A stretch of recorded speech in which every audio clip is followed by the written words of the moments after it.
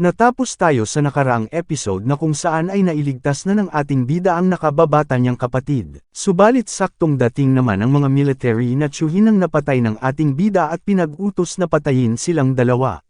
At nagulat ang ating bida nang pagbabarilin sila kaya agad-agad na tumakbo ang ating bida para protektahan si Xinyu at nang malapit na silang tamaan ng mga bala at pangpasabog ay pumasok sa gusali ang ating bida at naghanap ng ligtas na lugar para itago si Xinyu. At tugon ng ating bida kay Xinyu na dito ka muna at kukunin ko ang atensyon nila dahil ako naman ang habol nila. At sambit ni Xinyu, kuya bumalik ka ng ligtas.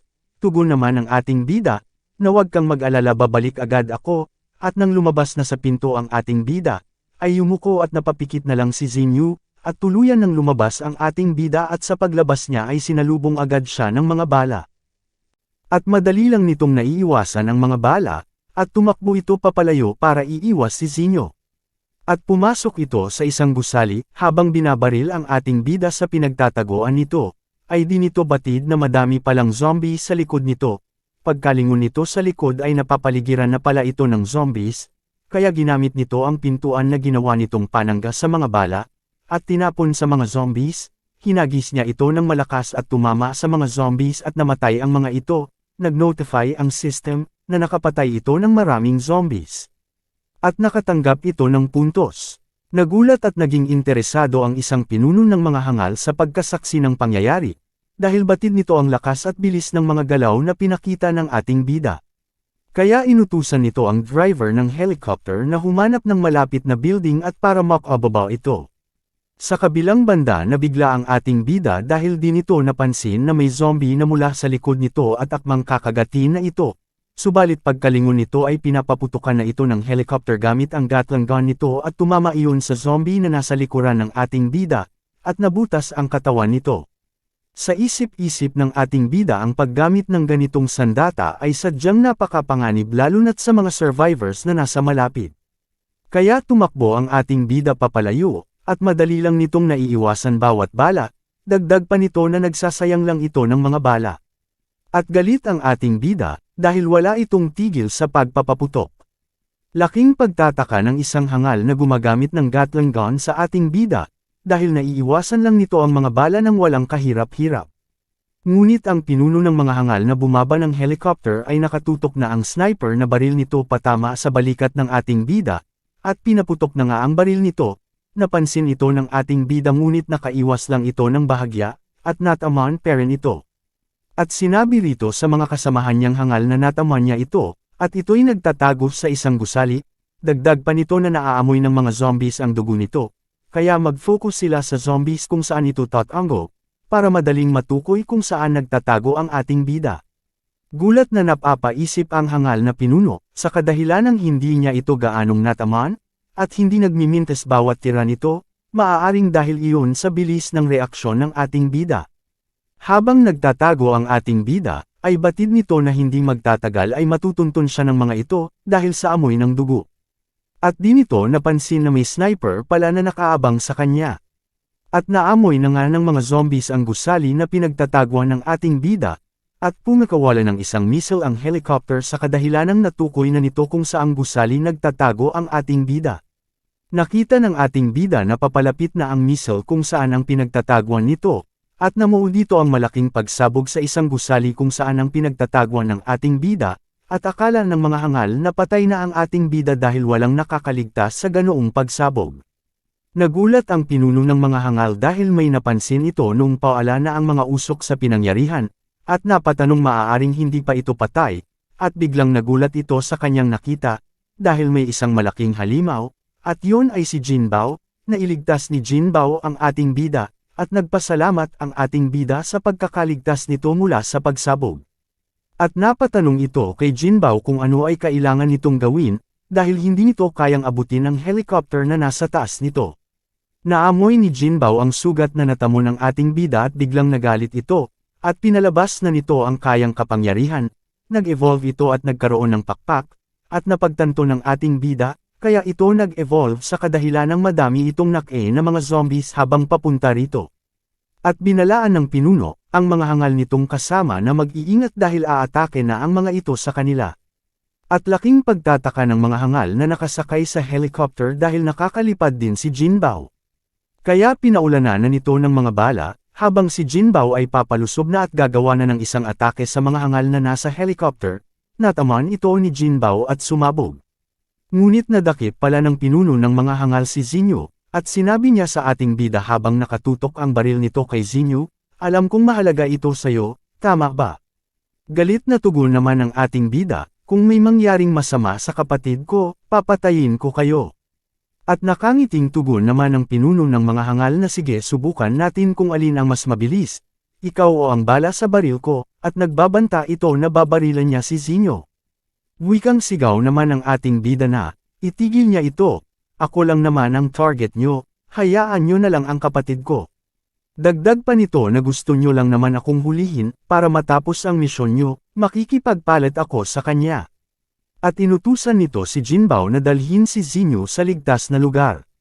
At sambit ni Zinyu na umiiyak, kuya wag kang mag-alala sakin, umalis ka na at tumakbo. At tugon na sabi ng ating bida habang ito'y papalapit, sinabi ko sa iyo noon na hindi kita pababayaan. At sa isip-isip nito na ayokong mabuhay muli na may pagsisisi. At sarkastikong nakangiti ang pinuno ng mga hangal sa pangyayari. Sabay inutos nito sa mga hangal na kasama nito na paputukan nila ito. At pumikawala na nga ng missile ang mga ito papunta sa ating bida. Habang ang ating bida ay nakatayo lang at nakataas ang mga kamay nito. Sumabog ang mga missile na pinakawalan nito sa kinatatayuan ng ating bida, at namuo rito ang alikabok sa pinangyarihan ng pagsabog. Habang gulat si Zinyu sa pangyayari, nakangiting tumatawa ang pinuno ng mga hangal dahil nakomplito na nito ang misyon nila. Ngunit sa pagkawala ng usok ay nakita nito na si Jinbao ang nandoon sa usok at wala ang ating bida. Sinalo pala ni Jinbao ang mga missile para iligtas ang ating bida. Laking pagtataka ng pinuno ng mga hangal kung saan ang ating bida, at kung saan ito napunta. Dagdag pa nito sa mga kasamahan nito na mag-iingat, at maging alerto sa kadahilang hindi pa ito patay at hinawakan nito ang buhok ni Zinyu. Habang hawak-hawak nito ang buhok ni Zinyu, ay bigla itong lumabas mula sa likod ng pinuno ng mga hangal at pumakawala ng isang malakas na atake.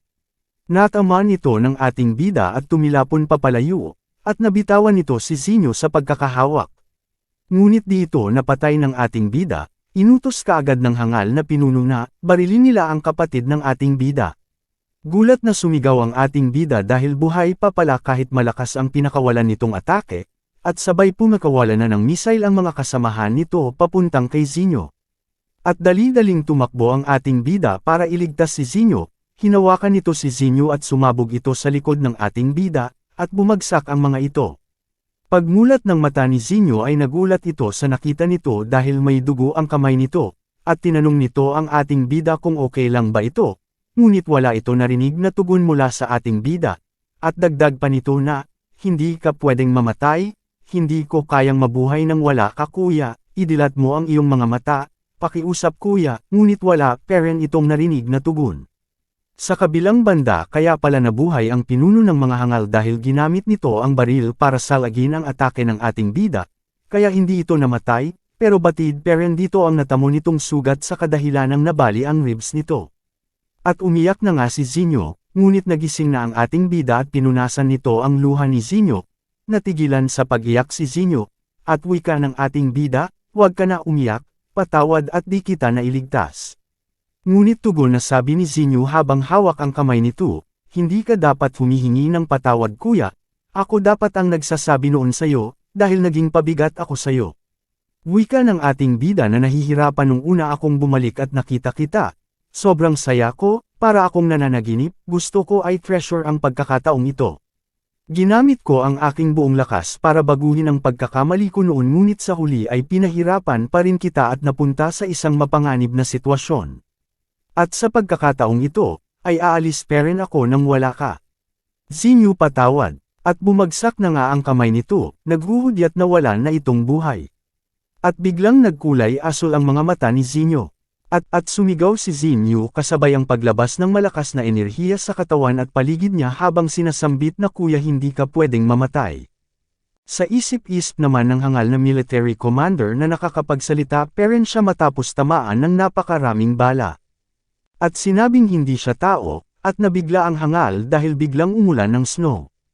At tugon naman ni Xinyu na habang nagpapalabas ng napakalakas na enerhiya at nagsimula ng tumayo si Xinyu at naglakad at dagdag na sambit niya na dahil ako ay mahina ang lahat ng ito'y dahil sakin.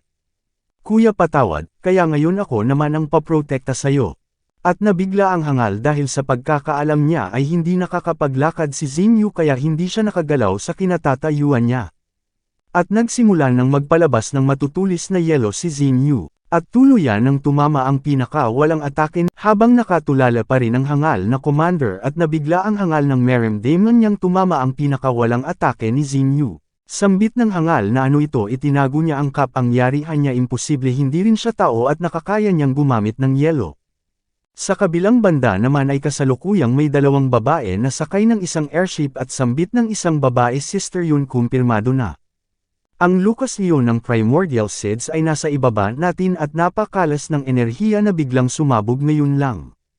Kumpirmado na ito ay isang S-level na evolution ang Absolute Zero, tugon naman ng isa pang babae na isang S-level ang nagpakita. Dagdag pa na isa itong magandang balita.